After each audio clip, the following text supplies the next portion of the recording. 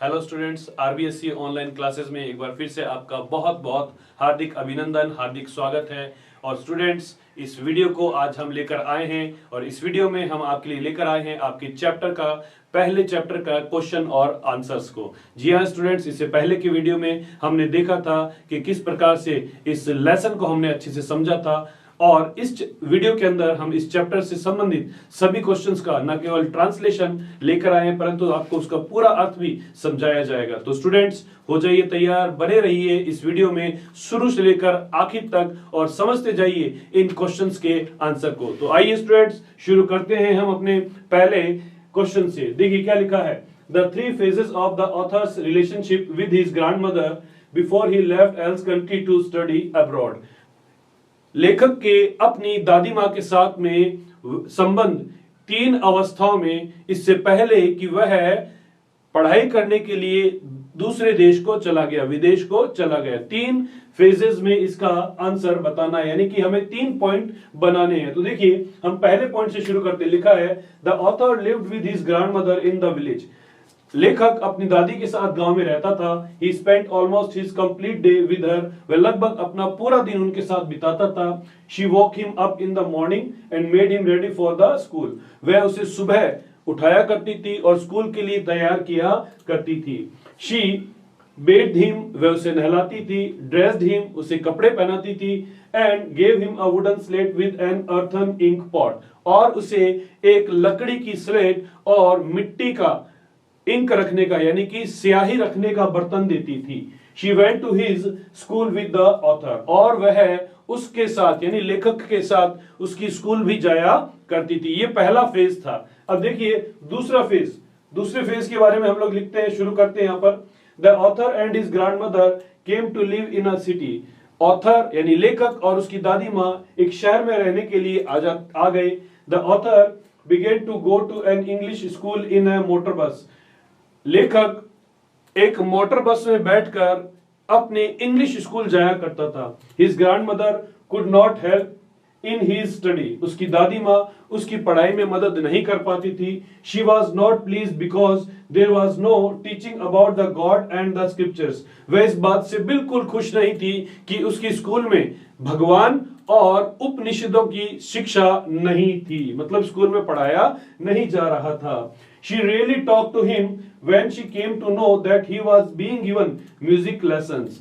वह उससे कभी कभार ही बोलती थी, बहुत मुश्किल से बात करती थी जब उसे यह पता लगा कि लेखक को उसकी स्कूल में संगीत की कक्षाएं दी जा रही है, मतलब संगीत उसको सिखाया जा रहा था। ठीक है, ये थी दूसरी अवस्था। अब आइए तीसरी अवस्था यानी कि तीसरा फेज कौन सा है।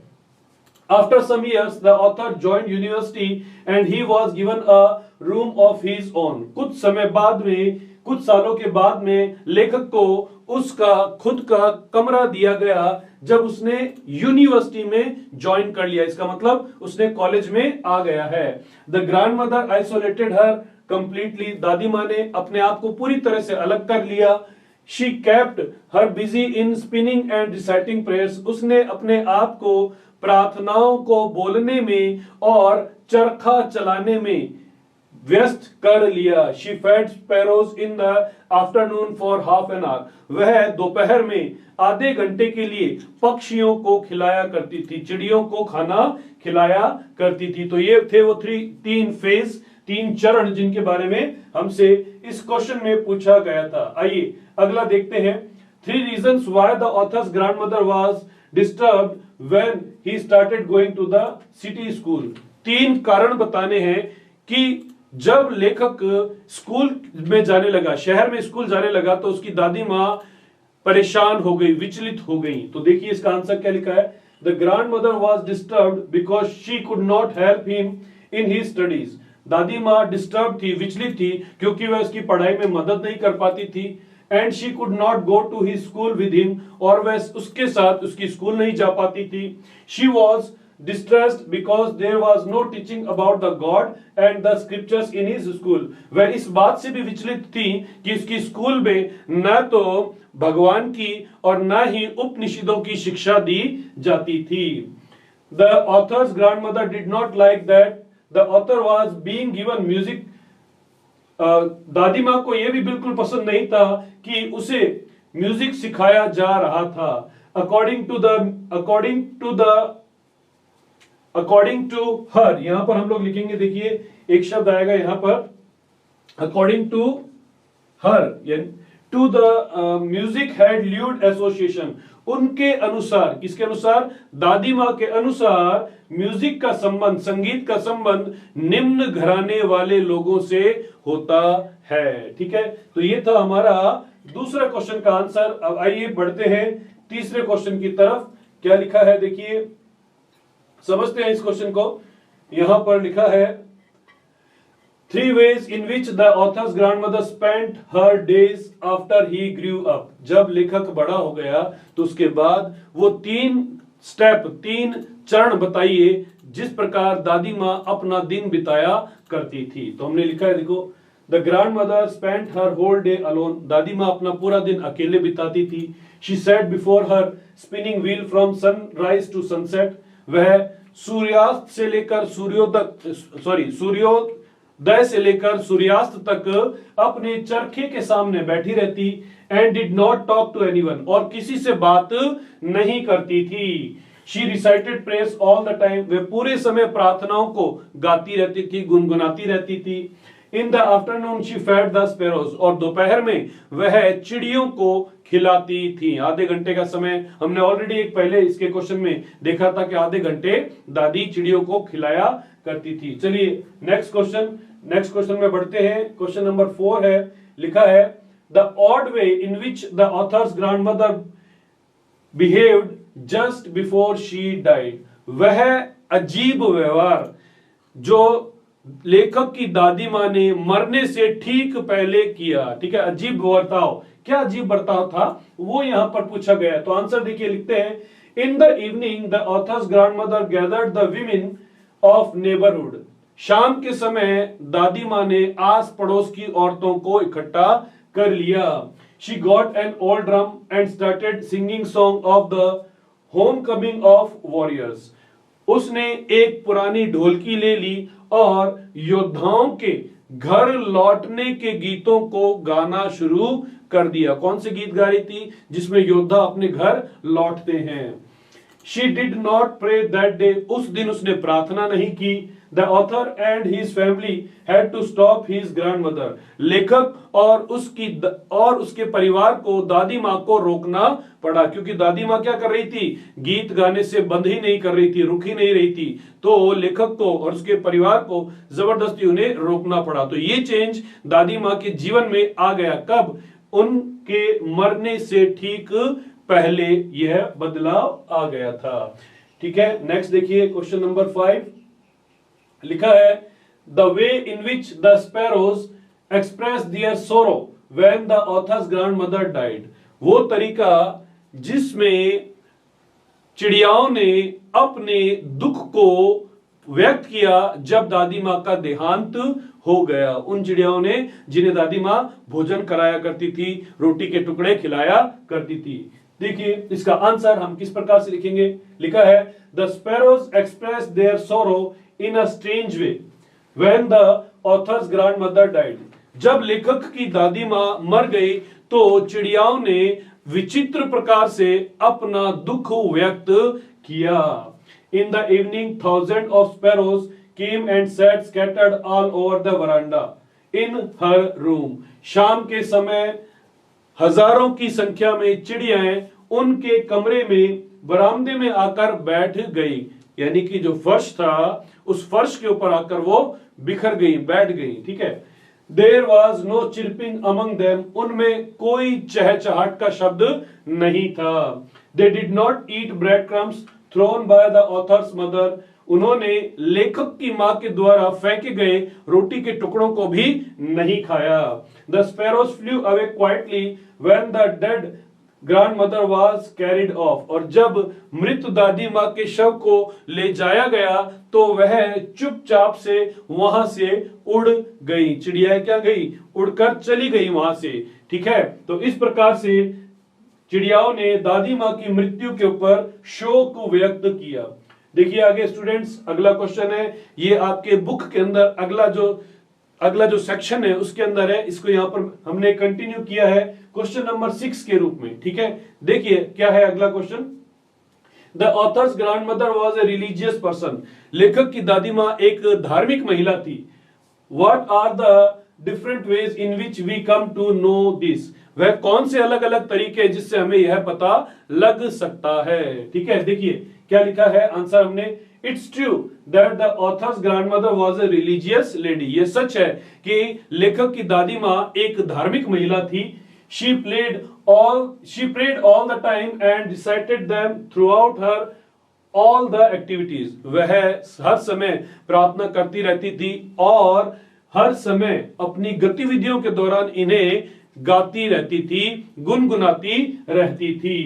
she read the scriptures while the author studied in the village। और गांव में जब लेखक अपने स्कूल में पढ़ता था तब वह यानी कि दादी माँ क्या करती थी, मंदिर के अंदर उपनिषदों का पाठ करती रहती थी।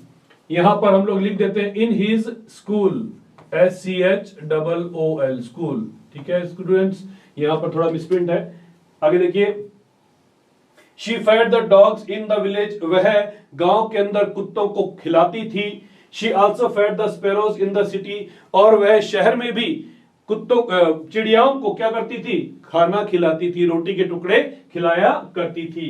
She was worried about the author that he was not taught about the God and the scriptures in his English school. वह इस बात से दुखी थी कि लेखक को उसके इंग्लिश स्कूल में भगवान और उपनिषदों की यानी कि वेद पुराणों की शिक्षा नहीं दी जा रही थी। तो ये था स्टूडेंट्स क्वेश्चन नंबर 6। नेक्स्ट आगे बढ़ते हैं और देखते हैं क्वेश्चन नंबर 7 के अंदर क्या लिखा है। लिखा है describe the changing relationship between the author and his grandmother. लेखक और उसकी दादी माँ के मध्य जो संबंध थे उनके बदलावों को लिखिए, डिस्क्राइब कीजिए, बताइए। Did their feelings for each other change. क्या उनकी भावनाएं भी एक दूसरे के लिए चेंज हो गई थी। चलिए देखते हैं इसका आंसर। लिखा है the author lived with his grandmother in the village. लेखक अपनी दादी के साथ गांव में रहता था। She made him ready for the school. वह उसे स्कूल के लिए तैयार करती थी। She fed him and went with him to his school। वह उसे खिलाती थी और उसके साथ स्कूल भी जाया करती थी। When the author and his grandmother began to live in the city, their relationship was affected a little। जब दादी माँ और लेखक ने शहर में रहना शुरू किया तो उनके संबंध थोड़े से प्रभावित हो गए थे। She could not help in his study। वह उसकी पढ़ाई में मदद नहीं कर पाती थी। And she could not go to his school with him। और ना ही वह उसके साथ स्कूल जा पाती थी। When the author joined university। जब लेखक ने कॉलेज में यानी यूनिवर्सिटी में प्रवेश कर लिया, दाखिला ले लिया, he was given a room for his own। तो उसे अपना खुद का एक अलग कमरा दे दिया गया।